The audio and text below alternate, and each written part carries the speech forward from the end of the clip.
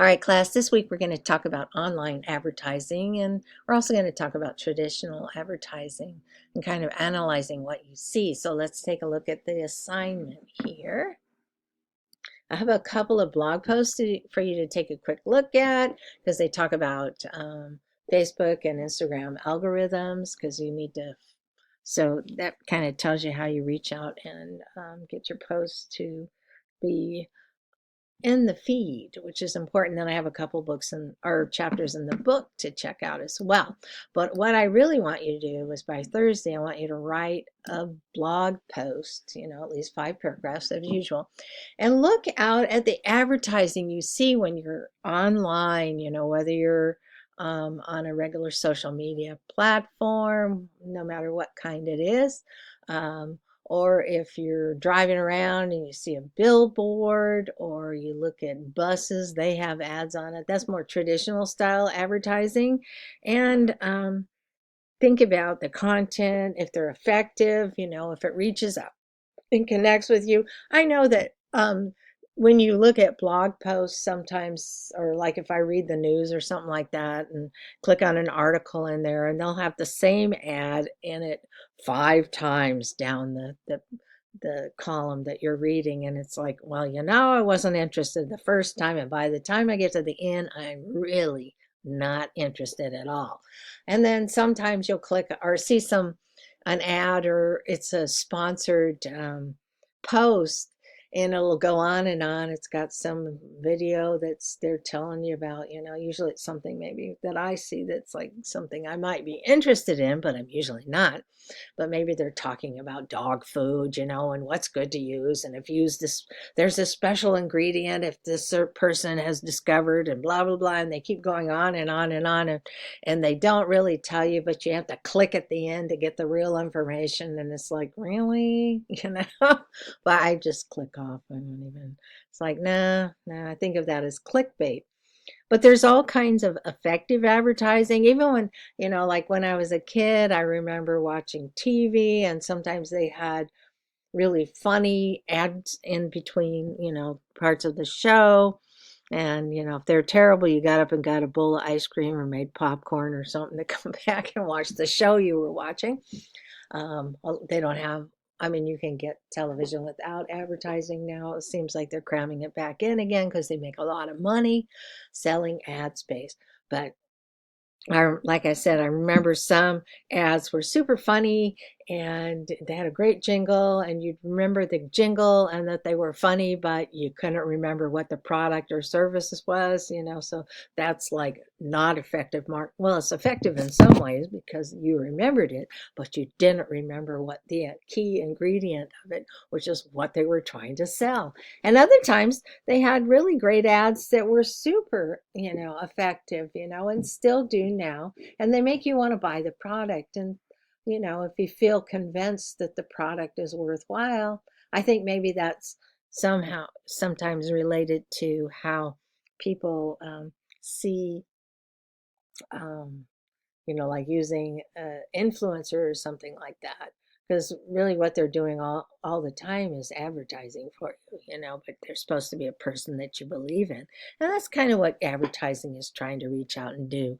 Create the feeling that they have something that's believable that they're selling to you.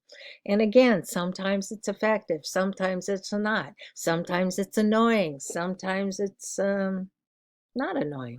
Sometimes it's fun. Sometimes you just turn off and are like, la, la, la, wait for this to get over. Or you just keep scrolling, which you have options to do, So, but I want you to kind of stop and look and think about what's their call to action. Are they just using static imagery? Are they making little videos? Is it it's effective to you? Did it catch your eye? Do you remember it afterwards? And then again, think about traditional marketing. Like I remember, you'd get a newspaper. Not many people do that anymore. Um, and the front page might be all the exciting news, but the further back in the newspaper you go, the more ad space was sold. And it was a way for newspapers to make enough money to survive. Newspapers generally were local ads. Magazines might be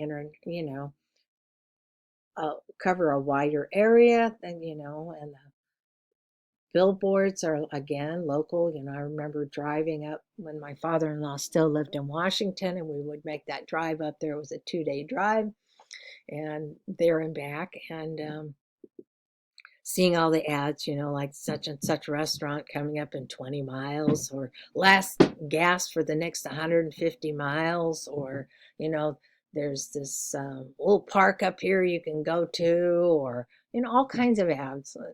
Um, in fact, I remember, like there was a set of ads. I think it's on the, oh, what is it? 395 or whatever that one is. It's a little bit inland in California, and they have ads for jerky. And they start posting that way out there, and they have a couple of posts or billboards further down the line, spread apart. So when you get to the jerky stop, and we stopped there a few times and got jerky for our son. And so some advertising can be totally fun, and it is eye-catching, and you think about doing it, and but I want you to stop and don't rush and write this, really take a look around. What do you see? What does it make you do? Is it interesting? Is it not interesting? Do you feel like it's aimed towards you correctly? I think it was kind of a shot in the dark. They kind of relate to something that, if I was in a magazine, it might be content that the magazine is about, but sometimes it's not. It's much more general. Billboards, a lot of fast food restaurants, hey, Jack in the Box next, next, make sure you turn off the next exit, or, McDonald's or whatever, and radio would have ads, in between songs, and TV break up the program. You'd swear the program was actually only 15 minutes long. They had so many ads in it. So think about all that.